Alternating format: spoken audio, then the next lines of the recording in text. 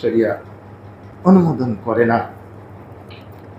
তো দেখেন এত ভক্তি শ্রদ্ধা যে কিতাবকে করছে, তো আমি সেই কিতাব অনুযায়ী, বুখারী শরীফ অনুযায়ী আমি 2 রাকাত নামাজ পড়লাম মসজিদে। তো আমার চাচারা বলল, তোমার ইমামতি চলবে না, তুমি যাও। তা না চলে বাবা, আমি মুক্তাদি হই। তা মুক্তাদি হয়ে আমি আমিনটা একটু জোরে বলেছি। বলছি ওটা চলবে না, তুমিও কি পড়েছো, ওগুলো পড়া এখানে খাটবে না। বললাম, চাচা তাহলে এখন কি করা যায়? এই যে কিতাব এত যত্ন করলেন, দেখতে আসলেন আমার বাড়িতে, এই কিতাবের ভিতরে যে জোরে আছে আমিন বলার কথা, তা বলছে ওর মধ্যে আসতে বলার কথা নেই। আমি বললাম, হ্যাঁ আছে, আছে। জোরে বলার কথাটা যেখানে আছে সেখানে নেই, ওটা সুনানের কিতাবে আছে। সুনান, সুনান 4খানা, আবু দাউদ, তিরমিজি, ইবনে মাজাহ, নাসাই। আর বুখারী মুসলিম হচ্ছে সহিহ কিতাব। কারা বলেছেন?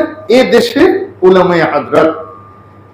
আমাদের দেশের যে বড় বুখারী শরীফ দেখে থাকেন, ওর কভার পেজটা উল্টা নেই, প্রথম পাতাতেই লেখা আছে ইমাম বুখারীর পূর্ণাঙ্গ নাম, বুখারী শরীফের পূর্ণাঙ্গ নাম। অতঃপর লেখা আছে قد اتفق الأئمة على أن هذا أصح الكتب من بعد كتاب الله। দুনিয়ার উলামায়ে কিরাম, আইম্মায়ে কিরাম, ইমাম মণ্ডলী ঐক্যমত্য পোষণ করেছেন যে আসমানের নিচে কুরআনুল কারীমের পরে এই বুখারী শরীফই হচ্ছে আসাহুল কুতুব, সবচেয়ে বিশুদ্ধ কিতাব। চাচা, আমি এই আসাহুল কুতুব, সবচেয়ে বিশুদ্ধ কিতাবে যেটা আছে সেটা একটু জোরে বলেছি, আমি অপরাধ কিছু করিনি। বলে না, ওটা এখানে চলবে না, আমাদের মাযহাবে ওটা নাই।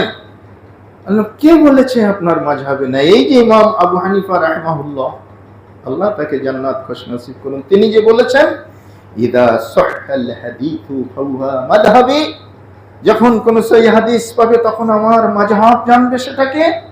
তা আমি তো ইমাম আজমের এই বক্তব্যটাই মেনে নিয়ে এটা করেছি। তখন আমাকে খুব অপ্রীতিকর আচরণ আমার সাথে করা হলো।